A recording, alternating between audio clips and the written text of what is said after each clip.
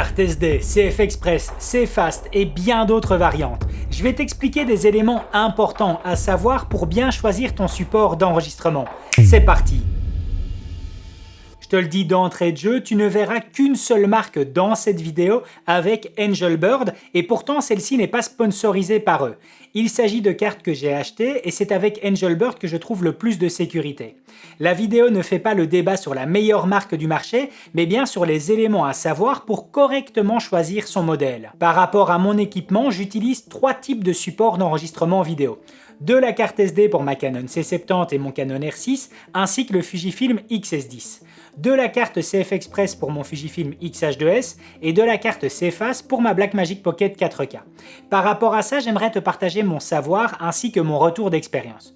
Je vais te parler de vitesse d'écriture, de capacité, de notoriété et de service après-vente. Concernant la vitesse d'écriture, 2 éléments sont à prendre en compte avec la rapidité et la constance.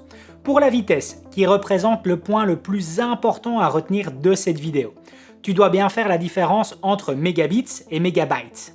Généralement, les constructeurs de caméras renseignent leur débit de codec en mégabits, alors que les constructeurs de supports d'enregistrement renseignent leur vitesse d'écriture en mégabytes. Et cela peut souvent porter à confusion en pensant que la carte ne sera suffisamment pas rapide pour enregistrer notre vidéo. Simple rappel, mais 1 MB est équivalent à 8 mégabits. Cela veut donc dire qu'un support d'enregistrement acceptant du 100 MB par seconde accepte en fait 800 mégabits par seconde.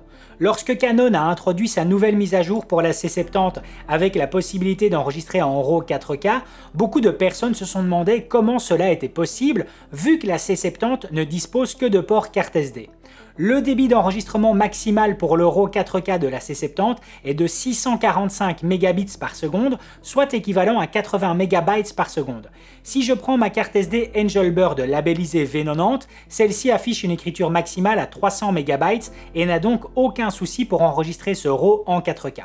Si tu ne le savais pas, la lettre V correspond à l'appellation vidéo et les 2 chiffres juste après correspondent à leur catégorie de vitesse d'écriture et lecture. Pour mon Canon R6, son débit vidéo maximal est de 230 mégabits par seconde, soit équivalent à 28 mégabytes par seconde. Ce qui veut dire que ma carte SD V60 de Angelbird sera largement suffisante avec sa vitesse d'écriture maximale à 160 mégabytes par seconde.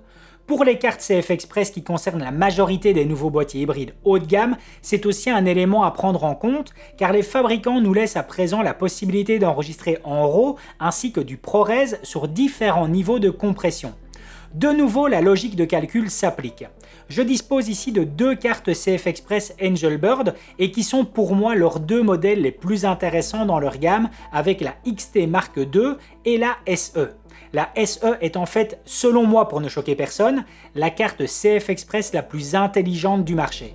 Pourquoi est-ce que je dis cela? Eh bien tout simplement car au lieu de vouloir absolument courir à l'écriture la plus rapide du marché, Angelbird s'est ici focalisé sur la majorité des nouveaux débits ainsi que sur une seule capacité avec 512 Go pour afficher le prix le plus agressif à 217 € taxes comprises.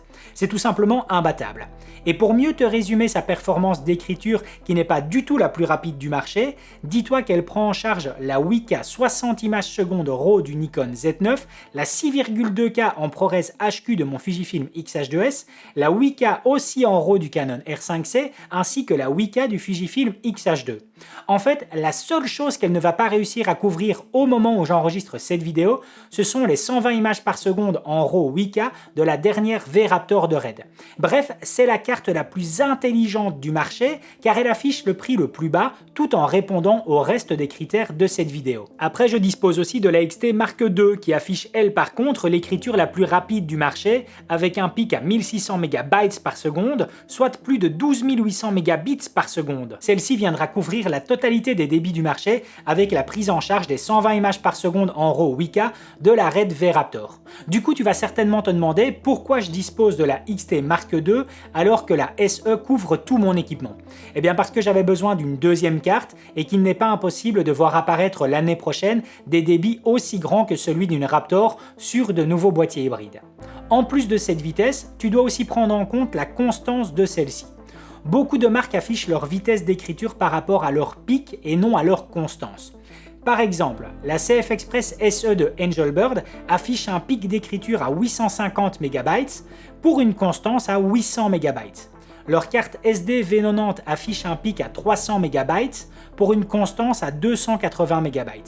Cela veut donc dire que la vitesse d'écriture ne descendra jamais en dessous de cette constance afin de t'éviter la moindre erreur de fichier. Pour la capacité, la recommandation va se baser sur mon expérience. Si le boîtier dont tu disposes n'intègre pas de codec trop lourd comme du 400 Mbps par seconde, alors tu peux très bien choisir une carte de 128 Go. Choisir en dessous de 128 Go est pour moi une erreur et tout bon passionné ou professionnel de la vidéo pourra te partager son expérience d'avoir filmé une quantité supérieure à 64 Go pour un seul et même projet. Le fait d'avoir deux cartes de 64 Go à la place d'une seule de 128 représente un risque de perte ou d'effacement par inadvertance. Si ton boîtier dispose de débits supérieurs à 400 Mbps et que tu désires utiliser ceci, alors ne descends pas en dessous de 330 Go. Est-ce que cela vaut la peine de monter au-dessus de 512 Go pour des cartes pouvant aller jusqu'à 4 Teraoctets par exemple? Tout dépendra de ton activité. Un plongeur vidéaste professionnel te dira qu'avoir à présent du 4 Teraoctets en CF Express est extraordinaire car il ne devra pas se limiter dans sa captation durant la plongée. Toujours dans mes critères, je t'ai parlé en début de vidéo de notoriété.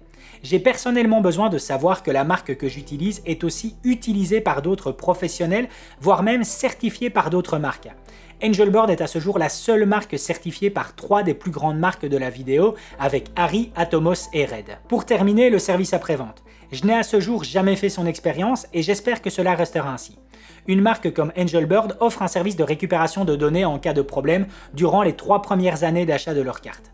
Savoir que je pourrais récupérer ces données en cas de problème me permet de faire mon travail bien plus sereinement. Vitesse d'écriture, capacité, notoriété et service après-vente. Quelle sera la meilleure marque? Je m'en moque royalement, je veux juste que celle-ci puisse répondre à ces différents critères. N'hésite pas à me partager ton retour d'expérience suivant la marque que tu utilises directement en commentaire. Et puis surtout, n'hésite pas à parcourir le reste de ma chaîne qui aura certainement un autre sujet pour répondre à l'une de tes questions. Je te dis à tout de suite dans une autre vidéo.